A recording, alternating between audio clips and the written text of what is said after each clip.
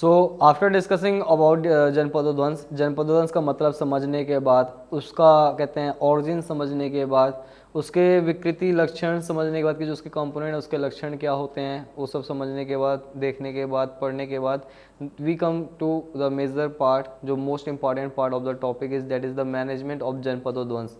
How to manage a condition where there is an outbreak of a certain disease or a condition of a epidemic or pandemic. अगर कहीं पे ऐसा कुछ condition develop होता है तो वहाँ पे मैनेजमेंट कैसे कर सकते हैं, कैसे लोगों को बचाया जा सकता है, लाइक हमें क्या मैनेजमेंट करना चाहिए. Like if it is a case of any earthquake या कोई नेचुरल कैलेमिटीज़ है तो वहाँ पे तो ऑब्वियस ही बात है फर्स्ट एड मैनेजमेंट की तो ज़रूरत पड़ेगी ही पड़ेगी. हो सकता है कुछ लोग हों, कुछ पेशेंट हो या कुछ इंडिविजुअल्स हों जो बहुत ज़्यादा अफेक्टेड हों, बहुत ज़्यादा ग्रस्त हों रोग से या बहुत ज़्यादा परेशान हो गए हों, तो वहाँ पे ऑब्वियस ही बात है हमें एक हायर लेवल पे मैनेजमेंट की ज़रूरत होगी, हायर लेवल पे ट्रीटमेंट की ज़रूरत होगी according to the injury, according to the infection, according to the present condition of the body और according to the condition of that particular individual. But जो संहिता में मेंशन है, जो संहिता ने बताया है, जो चरक जी ने बताया, वो क्या बताया है कि अगर कोई एक आउटब्रेक होता है तो वहाँ पे मैनेजमेंट कैसा होना चाहिए, क्या होना चाहिए, वो हम समझने की कोशिश करेंगे. सो बेसिकली जो उन्होंने बताया, the most important thing is in case of any condition of जनपदोध्वंस या in case of any outbreak of any particular disease, the main management includes is panchkarma, that is 5 therapeutic procedures. So the 5 therapeutic procedures of the panchkarma includes Vaman, that is therapeutic emesis, Virechan, that is therapeutic purgation. Third one is Asthapan Vasti, that is therapeutic decoction enema. Fourth one is Anuvasan Vasti, that is therapeutic oil enema. Fifth one is Sirovirechan, that is therapeutic administration of medicine through nasal route, has been described as the best treatment regime during जनपदोध्वंस. So जो चरक जी ने mention किया था वो पंचकर्मा का उन्होंने बहुत ज़्यादा एम्फेसाइज किया, पंचकर्मा का इंपॉर्टेंस उन्होंने बताया. पंचकर्मा प्रोसीजर्स कैरी आउट करने के लिए उन्होंने बोला in case of any outbreak और कंडीशन सिमिलर टू जनपदोध्वंस. सो बेसिकली जो 5 प्रोसीजर्स होते हैं दैट इज़ वमन, विरेचन, बस्ती, अस्थापन और अनुवासन बस्ती, and the fifth one is that is सिरोविरेचन. सो ये जो 5 चीज़ें उन्होंने कैरी आउट करने के लिए दिया. तो मॉडर्न थ्योरी जो अगर कोरिलेट करेंगे ये पंचकर्मा प्रोसीजर्स को, तो वमन is emesis, that is vomiting, inducing of vomiting to an individual. फिर द विरेचन is purgation, that is therapeutic purgation. यहाँ पे medicines दिया जाता है for inducing of purgations in a particular individual. Then the third one is asthapan vasti, that is therapeutic decoction enema. Here the medicine or enema is administered through the anorectal route to the patient through the basti yantra. And the fourth one is anuvasan vasti, that is therapeutic oil enema. Here enema procedure is carried out by using of any sneh or oil decoction. Then the fifth one is sirovirechan, that is administration of medicated oil through nasal rostral, that is nasya or sirovirechan. So this is the regime which should be followed or which should be carried out in the case of any outbreak of any janpadodvans या in case of any pandemic or epidemic. So methodically use of रसायन has also been described in the management of janpadodvans. So रसायन क्या होता है? रसायन are certain preparations which aid benefits to the individual body composition, और जो एक अच्छा कंडीशन डेवलप करता है, एक बहुत ही बेटर कंडीशन डेवलप करता है to fight out various disorders और various infection. Also it improves your immunity. If we try to understand covid में क्या चला था, कोविड में लोग अल्टीमेटली इम्यूनिटी पे ही आए, भैया इम्यूनिटी बढ़ाओ, इम्यूनिटी बढ़ाओ, इम्यूनिटी अच्छी रहेगी तो आपका क्या कहते हैं ये डिजीज़ जो है उसको आप फाइट करने का आपकी जो क्षमता होगी बॉडी की वो काफ़ी ज़्यादा, काफ़ी हद तक काफ़ी बड़ी हुई रहेगी. तो आपका जो व्याधि क्षमता, जो आपका क्या कहते हैं बल है, आपका जो इम्यूनिटी है, वो एक काफ़ी इंपॉर्टेंट फैक्टर प्ले करता है आपको बीमारियाँ होने या आप बीमार ग्रस्त हो रहे हो कि नहीं हो रहे हो. ठीक है, तो जो मेथड तरीके से कायदे से अगर आप रसायन का इस्तेमाल कर रहे हो, आप उसको फॉलो करो कि उसको कैसे खाना है और प्रॉपर रसायन का यूज़ आप कर रहे हो, तो उस केस में भी आप जनपदोध्वंस जैसे सीरियस कंडीशंस को फाइट आउट कर सकते हो. Further it has been mention that the medicines prepared from the herbs collected before the onset of जनपदोध्वंस can be used. So basically जो मेडिसिन है जो हम जनपदोध्वंस में पेशेंट या लोगों में जो इफेक्ट हैं या जो लोग ग्रस्त हुए हैं या जो लोग सफ़र कर रहे हैं, अगर उसमें हम लोग कोई मेडिसिन यूज़ कर रहे हैं तो हमें वही मेडिसिन यूज़ करना है जो हमने पहले से स्टोर करके रखा है, ना कि कहीं पे कोई एक महामारी फैली है, बहुत लोग ग्रस्त हैं, कॉलेरा बीमारी बढ़ रही है और वही सेम चीज़ आप जो कहते हैं उसी मतलब उसी सोर्स के थ्रू आप मेडिसिन या कुछ चीज़ें प्रिपरेशन यूज़ कर रहे हो, तो ऑब्वियस बात है आपको इन्फेक्टेड या अफेक्टेड थिंग्स या कहते हैं इस चीज़ें को इस्तेमाल नहीं करना, आपको वही चीज़ें इस्तेमाल करनी है, वही मेडिसिन प्रिपरेशन या जो भी आपने हर्ब्स वगैरह इकट्ठा करा था, जो महामारी के स्टार्ट होने से पहले आपने रखा था, आपको वही इस्तेमाल करना है, वही यूज़ करना है for the betterment. Apart from this pharmacological management, certain social and behavioral practices has been advised for adoption. That is truthfulness, compassion for living beings, charity, offering prayer to God, adhering to the code and conduct, adopting preventive measures, residing in auspicious localities, observing brahmacharya, listening to or reading religious scriptures, serving to the great sages and having association with religious, sattvic and learned persons. So basically pharmacological management like therapeutic management, जो आपने दवाइयाँ चलाई, जो आपने रसायन का इस्तेमाल किया, जो आपने कहते हैं वर्म विरेचन या जो भी वेरियस प्रोसीजर्स पंचकर्मा वगैरह की है, उसके अलावा जो मेजर चीज़ है लाइक एक आप मजाक में समझोगे अगर तो ये कहेंगे भाई इसका क्या लेना देना इन सब चीज़ों से कि या तुम सच बोलोगे तो लोगों को बीमारी नहीं होगी या तुम अच्छे रहोगे। भाई ऑब्वियस ही बात है, अगर आप एक अच्छा इन्वायरमेंट क्रिएट कर रहे हो, आप अच्छे इम्पैक्टफुल सोसाइटी में रह रहे हो, आप ऐसे लोगों के पास रह रहे हो जो बहुत ही ज़्यादा ज्ञानी है, जो बहुत आपको अच्छी बातें बता रहे हैं, आपको मोटिवेट करें, एक अच्छे मतलब अच्छा जो ज्ञान देगा, अगर अच्छे लोगों के बीच में रहोगे तो शायद आगे बढ़ोगे। अगर आप ऐसे लोगों के साथ रह रहे हो जहाँ पे आपका क्या कहते हैं आपको डिमोटिवेट करें, आपको पकड़ के खींच रहे हैं, आपको गलत संगत में गलत असर में लेके जा रहे हैं, तो वहाँ पे ऑब्वियस ही बात है, वहाँ पे आपका ग्रोथ, वहाँ पे आपका डेवलपमेंट, वहाँ पे आपका विकास कुछ नहीं है। आप क्या है, आप दिन प्रतिदिन खराब होते जा रहे हो। एक दिन ऐसा आएगा कि एकदम खराब हो जाओगे, किसी लायक नहीं रहोगे, कोई नहीं पूछेगा और फिर वही है कुत्तों वाली ज़िंदगी जियोगे। ठीक है, तो वहाँ पे क्या है कि आपको सिंपल सा फंडा है, आपको बिहेवियरल एक्टिविटीज़, अपना खुद का बिहेवियर, अपना खुद का नेचर भी इम्प्रूव करना है। आपको पहले तो अच्छी चीज़ों में इन्वॉल्व होना है, पूजा पाठ करो, भगवान को याद करो, अच्छी चीज़ें पढ़ो, अच्छे स्क्रिप्चर्स पढ़ो, रिलीजन्स को अपने फॉलो करो, अपने रिलीजन्स के अकॉर्डिंग जो रिलीजियस एक्टिविटीज़ है उसको फॉलो करो, रिलीजन को इज्जत दो और दूसरों के रिलीजन को भी इज्जत दो, ना किसी को ठेस पहुँचाओ, ना किसी को कोई हानि पहुँचाओ, ना किसी प्रकार का किसी से कोई भी मतलब दिक्कतें नहीं करनी है, कोई भी आपस में घृणा ग्रीड नहीं रखना है। सो बेसिकली अच्छी चीज़ें करने का बताया गया है हमें। क्या कहते हैं, पहले तो सबसे बात है कि सच बोलो, खुद से सच बोलो ताकि तुम्हारा खुद का पर्सनल विकास हो। अगर खुद से झूठ बोलोगे तो ऑब्वियस बात है तुम दूसरों का कुछ नहीं खा रहे हो, ना दूसरों का कुछ लेके जाओगे, जो खाओगे जो बोगे वही पाओगे। और दूसरी बात ये है फिर दूसरों के लिए आप प्रेम सद्भावना अच्छी भावना रखो, लोगों से मिलजुल के रहो, लोगों को हेल्प करो, लोगों को सपोर्ट करो, लोगों को कोऑपरेट करो, उनका ग्रोथ और अपना ग्रोथ दोनों को साथ में लेके भी चल सकते हो। ऐसा नहीं है कि मतलब अगर आप एक पार्टनर के साथ रह रहे हो और वो क्या कहते हैं आपको पीछे खींच रहा है या खींच रही है, तो उस केस में हो सकता है कि आप वहाँ पे एक कंपैशन नहीं दिखा रहे हो या सामने वाला आपके लिए कंपैशन नहीं दिखा रहा, तो वहाँ से कट लेना ही बेटर होता है। आप वहाँ पे जहाँ पे जिसके साथ रह रहे हो, जिस लोगों के साथ रह रहे हो, एक कंपैशनेट एक अफेक्शन रख के रखो लोगों से, एक प्रेम की भावना, एक अच्छी फीलिंग्स, एक लोगों से मतलब मिलना जुलना, खाना पीना, एंजॉय करना, वो सब करो रेदर देन आपस में लड़ाई झगड़ा या एक दूसरे को गालियाँ देना, एक दूसरे को टॉन्ट करना, एक दूसरे को तंग करना, एक दूसरे को खिंचाई करना, एक दूसरे को टीस करना। ये सब का कुछ लेना देना नहीं है। कब तक करोगे, कर करके भी थक जाओगे। तो इससे अच्छा है कि एक टीम बनाओ, ग्रुप बनाओ, पीपल्स का एक आपस में इन्वॉल्वमेंट रखो। अच्छे चीज़ में इन्वॉल्व होगे तो ऑब्वियसली सब कुछ अच्छा होगा, गलत चीज़ में इन्वॉल्व होगे तो गलत ही रह जाओगे। फिर उसके बाद है चैरिटी वगैरह करो। पैसा अगर भगवान दे रहे हैं, खुद कमा रहे हो, मेहनत बहुत किया, पैसे आ गए, चैरिटी करो, दान पुण्य करो। मैं भी कमाऊँगा तो मैं भी करूँगा, मतलब करूँगा। और फिर उसके बाद क्या है, offer prayer to God. Prayer to God मतलब वही है जय श्री राम, जय हनुमान, जो भी आपके जो भी भगवान हैं, आप जिनको मानते हो, जो आपका धर्म है, जो आपका रिलीजन है, उस रिलीजन के अकॉर्डिंग आप अपने भगवान की इज्जत करो और सामने वाले की भी फीलिंग, सामने वाले की भी भावना को ठेस मत पहुंचाओ। वहाँ पे क्या होता है, मेजर राइट्स जो होते हैं हिंदू मुस्लिम ये सिख ईसाई तो ठीक है वो बहुत अच्छे हैं, लेकिन जो हिंदू मुस्लिम्स क्यों चलते रहता है, ये क्यों चलता रहता है, क्योंकि आपको भड़काने वाले बहुत सारे लोग हैं, बहुत सारे सोर्सेस हैं, बहुत सारे मीन्स हैं, बहुत सारे पोस्ट होते हैं, बहुत सारे कल्प्रिट्स होते हैं, बहुत सारे गंदे लोग होते हैं जो एक दूसरे को भड़काते हैं और फिर साइड में खड़े होकर हंसते हैं और मज़े लेते हैं।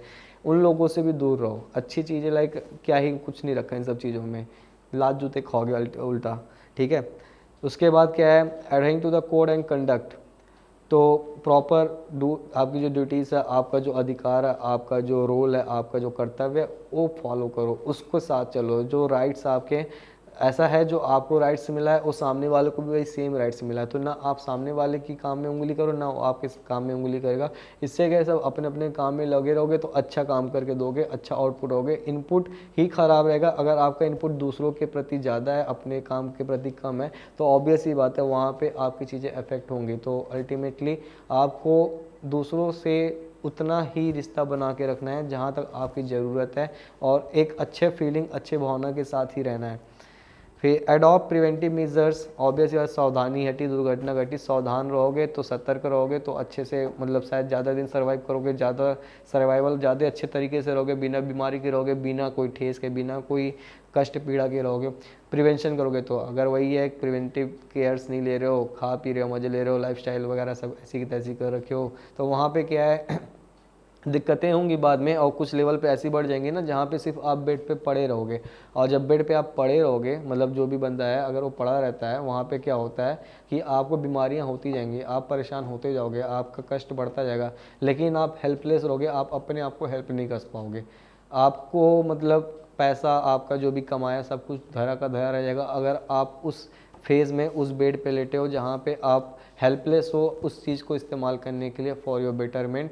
आप खुद को, अगर आपके कोई परिवार में या आपके कोई रिश्ते में आपका कोई बहुत ज़्यादा खास है, वो भी बिछड़ जाता है या कुछ हो जाता है किसी को कुछ, तो वहाँ पे भी आप लोगों को, सामने वाले को सांत्वना दोगे, लोगों को कोऑपरेट करो, कुछ दिन तक रहोगे, लेकिन उसका क्या, वो तो ख़त्म ना। तो वहाँ पे भी चीज़ें क्या हैं कि no one is permanent, existence of an individual depends upon his own karma, his own deeds. If you are doing good deeds, maybe chances of your existence will last for more time, और आपके आसपास 4 लोग खड़े होकर आपके लिए अच्छी बातें करेंगे। अगर आपने गंदा काम किया है तो आपका एग्जिस्टेंस का तो नहीं पता, लेकिन जब 4 लोग आपके पास खड़े रहेंगे लास्ट में, तो वहाँ पे आपके बारे में अच्छी बातें नहीं करेंगे, आपके पीछे आपके बारे में ही कहेंगे कि XYZ बंदा ये था, ठीक है। फिर ऑब्जर्व ब्रह्मचर्या, लिसन और रीड रिलीजियस स्क्रिप्चर्स, अच्छी चीज़ें करो। फिर अपने से बड़े, अपने से जो आपसे, मतलब जो आपके गुरु हैं, जो आपके कहते हैं माता पिता हैं, जो आपके कहते हैं पंडित हैं, या जो भी आप जिसका जो भी आपसे सीनियर है, आपके बड़े भाई बहन जो भी हैं, आप सबकी इज्जत करो। अगर आप इज्जत करो तो आपको मिलेगा, अगर आप इज्जत नहीं करोगे तो थप्पड़, मतलब वही सिंपल सी फंडा है, आपकी वो इज्जत नहीं करेगा। फिर these therapies, if adopted during the phase of Janpadodvans, has been said to be life-saving therapy for individuals whose death is not predestined. Obvious ही होता है, किसी का मौत कब आएगा किसी को कुछ नहीं पता, लेकिन अगर जनपदोध्वंस के टाइम, अगर जैसे लग रहा है आपको कोई एक महामारी आउटब्रेक हुआ है जहाँ पे बहुत सारे लोग ग्रस्त हो रहे हैं, और हो सकता है अगला नंबर आपका हो या कोई आपके चाहने वाले का हो, तो उस केस में क्या है कि आपको क्या करना है, ये थेरेपेटिक प्रोसीजर्स जो हैं, अगर आप उसको अडाप्ट कर रहे हो, आप रसायन वगैरह का इस्तेमाल कर रहे हो, आप वो सारे कोड ऑफ कंडक्ट अच्छे से फॉलो कर रहे हो, तो हो सकता है आपके chances of survival can get increased. So persons के जो chances of survival depends totally on his own deeds. In the situation of मारक, Acharya Sushruta has also suggested to utilize medicines that has been collected before the onset of disease and to use pure water। ये point repeat हुआ है, पहले ही बताया, वही बीमारी के time, outbreak के टाइम हमें गंदी चीज़ों का इस्तेमाल नहीं करना, हमें उसी चीज़ का इस्तेमाल करना है जो हमारे लिए हितकर हो और जो महामारी से पहले रखा हो या स्टोर किया हो। सो बेसिकली इससे मतलब ये भी है कि हमें हमेशा एक प्रिवेंटिव एस्पेक्ट के पर्पज़ से लोगों को अपडेट करना चाहिए, लोगों को अपग्रेड करना चाहिए, लोगों को बताना चाहिए कि आपके लिए ये प्लांट, ये हर्ब्स, ये काफ़ी इंपॉर्टेंट, आप इसको अपने घर पे उगा के रखो, या आप ये मेडिसिन ऐसे है, आप रसायन का इस्तेमाल करो, तो आप ये कुछ अपने पास रखे रहो, कुछ मीजर्स रखे रहो, कुछ फर्स्ट एड किट रखे रहो, कुछ चीज़ें ऐसे रखे रहो जहाँ पे अगर कोई इमरजेंसी कंडीशन डेवलप होता है या कोई ऐसी महामारी डेवलप होती है जहाँ पे आपको हो सके ज़रूरत पड़े इस चीज़ों का, तो आप वहाँ पे इसका इस्तेमाल कर सकते हो। So basically if we try to understand the लोक पुरुष साम्य सिद्धांत depicts about the similarity in the Shat Dhatuj Purush and the external world. As per Lok Purush Samya Siddhant, each and everything present in this universe is also present in human body, exhibiting similarities between nature and human. Any disturbance in nature like pollution will result in development of etiopathogenesis of different diseases. So basically जो भी चीज़ें इस सृष्टि में, इस पूरे ब्रह्मांड में मौजूद है, वो एक इंसान के भी अंदर मौजूद होता है और दोनों का जो नेचर है ऑलमोस्ट सेम है. Any disturbance in nature like pollution will result in development of etiopathogenesis. So basically वही है, अगर आप नेचर के साथ छेड़छाड़ करोगे, नेचर को अगर कष्ट पहुंचाओगे तो नेचर का जो कष्ट है वो आपको कष्ट पहुंचाएगा ही पहुंचाएगा. आपको बहुत सारी बीमारियां डेवलप होंगी आपके बॉडी में. It is a cause of etiopathogenesis of various disease will be developed. तो various causative factors are related to this type of vitiation. इन सबके बढ़ने से, विषमता से बहुत सारी बीमारियां बढ़ती हैं लोगों के बॉडी कंपोजिशन के अकॉर्डिंग. जहाँ पे उसको जो स्थान पे ट्रिगर कर दिया, जहाँ पे उसने चपेट में आ गए, वहाँ पे आपको कुछ भी बीमारी आपको दे सकती हैं, कुछ भी बीमारियाँ आपको बीमारियों से ग्रस्त कर सकती हैं. The basis of natural harmony between nature and man are 5 forces of nature, the 5 elements consisting of Akash, Vayu, Agni, Jal and Prithvi. The position of ecosphere and its association with different biological components affect the health of mankind as well as the ecosystem itself. So basically सामान्यता जो लोक और पुरुष में है, तो अगर लोक में अगर कोई एबनॉर्मलिटी डेवलप हो रहा है तो वही सिंपल सा फंडा वही चीज़ है कि एक इंडिविजुअल भी कहते हैं अफेक्ट होगा उस प्रॉब्लम की वजह से जो डेवलप हुआ है एक यूनिवर्स में, या जो कहते हैं आपके आसपास के सराउंडिंग में, जो आपके आसपास एटमॉस्फेयर में. अगर आपका एटमॉस्फेयर भी परेशान हो रहा है तो आप भी परेशान होगे. The deeds of each biotic component increasing pollution. Persistent rise in pollution in world's major issue nowadays, affecting health of every living across the globe. So ये चीज़ें एक्सप्लेन करने की बात नहीं है. आपको पता है पोल्यूशन का लेवल जो है कि दिन प्रतिदिन कितना बढ़ता जा रहा है, और मतलब सभी लोगों को अच्छे से अपडेटेड है कि water pollution, land pollution, soil pollution, air pollution का क्या स्टेटस इस समय करंट टाइम पे है. सो ये एक ग्लोबल प्रॉब्लम है. It is not like it is an like specified for a particular area. It is affecting the entire universe. It is affecting the entire globe. So there is alarming state. It is an alarming state that people should wake up. They should start practicing certain measures where they can contribute for the betterment of the environment, and they can at least give a 1% contribution from their side, where they are just improving the conditions which are existing in the present time in the environment. That is the pollution या जो भी exist कर रहा है उसको improve कर पाए या उसके प्रति कुछ अपना एक योगदान दे सके. So the deeds of each body component, like जो भी आप कर रहे हो, जो गंदगी फैला रहे हो, और जो क्या कहते हैं ये गंदगी फैलते फैलते like it is not a specified to a particular place. Now it is a global problem and it is affecting the lifestyle, it is affecting the life of every person in the entire globe. So the pollution of air, water or soil is of a big concern to the coming generation. Air pollution has both acute as well as chronic adverse effects on human health. So वही है प्रदूषण वायु का, जल का, पृथ्वी का बहुत सारी दिक्कतें पैदा करेंगी. और जो वायु प्रदूषण से जो बहुत सारी दिक्कतें हो रही हैं वो आपको पता ही है. फिर उसके बाद रिस्पायरेटरी प्रॉब्लम्स, सांस लेने में ही जब दिक्कत होगी तो भाई आगे का क्या ही सोच पाओगे आप. तो अगर वायु ही दूषित है जो आपका एक बेसिक कंपोनेंट है, अगर आप क्या कहते हैं कोविड से अगर आप सीख लेने की कोशिश करो तो कोविड ने आपको एक चीज़ पहना दिया आपके मुंह पे, वो क्या है, मास्क. तो आप अगर चाहते हो मास्क पहन के सर्वाइव करना तो आप गंदगी फैलाते रहो, आप पोल्यूशन करते रहो. लेकिन अगर आप चाहते हो कि चीज़ें बढ़ें, चीज़ें इम्प्रूव्ड हों और वो मास्क से आपका मुंह ढका ना रहे और आप मास्क को कभी इस्तेमाल करने की कभी नौबत भी ना आए, तो वहाँ पे आपको एक्ट करना पड़ेगा. वहाँ पे आपको कुछ मेजर्स लेने पड़ेंगे to prevent the adverse effect of the air pollution. और जो अभी कंडीशन है उसको इम्प्रूव करने के लिए आपको बहुत सारे मेजर्स, बहुत सारे स्टेप्स लेने पड़ेंगे. आपको लोगों को इन्वॉल्व करना पड़ेगा, आपको टीम बनाना पड़ेगा, आपको ग्रुप बनाना पड़ेगा इस पर एक्ट करने के लिए. The allergic diseases asthma, rhinitis are commonly occurring as a result of air pollution, along with other respiratory diseases like bronchitis, lung cancer, etc. So basically जो air pollution से होने वाले problems basically respiratory system को affect करते हैं और बहुत सारी respiratory disorders create करते हैं, such as asthma, bronchitis और फिर pneumonia और you can say rhinitis और lung cancer भी हो सकता है. भाई दिक्कतें ही दिक्कतें हैं, ठीक है.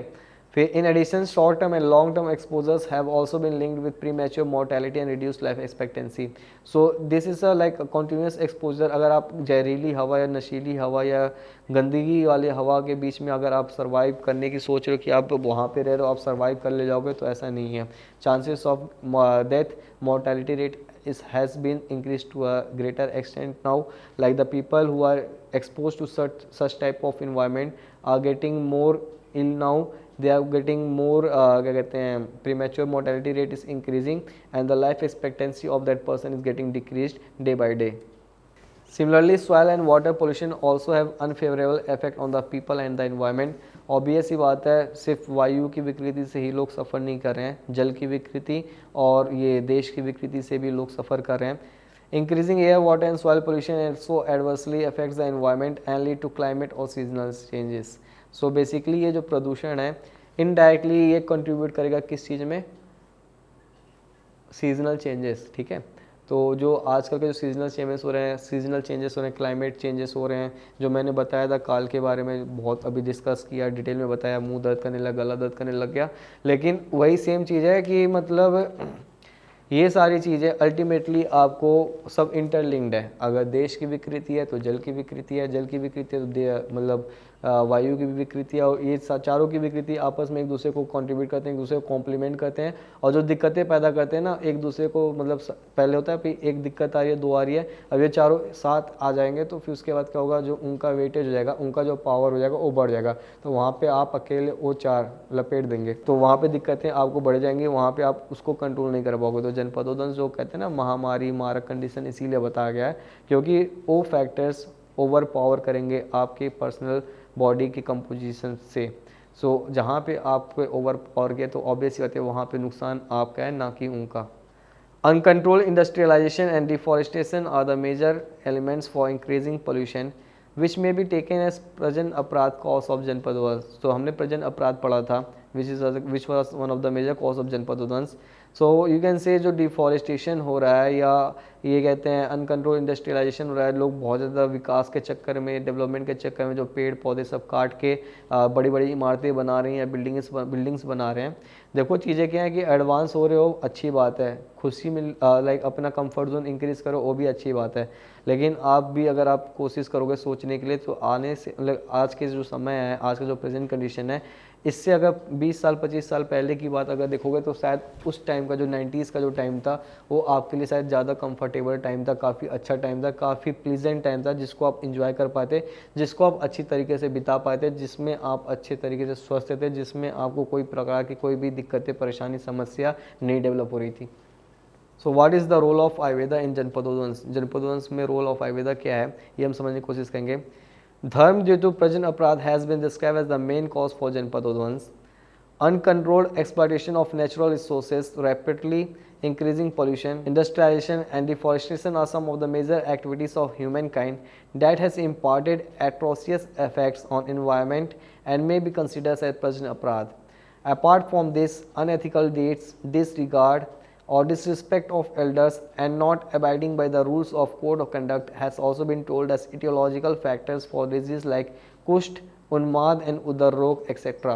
सो कुष्ठ मतलब स्किन डिजीज़, उन्माद, पागलपन या उदर रोग जो भी होती हैं सारी बीमारियां, उनमें भी बहुत सारे etiological फैक्टर्स में अगर देखा जाए तो डिसओबेइंग, डिसरिस्पेक्टिंग और सीनियर्स इंडिविजुअल्स या अपने से बड़ों के तिरस्कार करना या समाज में कुछ दिक्कतें प्रदान मतलब करना, क्रिएट करना या कुछ ऐसे चीज़ों में इन्वॉल्व होना जो आपके लिए हित करनी है प्लस आपसे साथ जो रह रहे हैं उनके लिए भी हित करनी है। तो वहाँ पे क्या होता है, कुछ बीमारियों का जो इटियोलॉजी बताया है वो बताया है कि इसमें ये सब चीज़ें होती हैं। लाइक अगर आप ऐसी चीज़ें करते हो तो हो सकता है आपको उन्माद हो जाए, अपस्मार हो जाए या आपको हो सकता है कुष्ठ बीमारी हो जाए आने वाले टाइम में।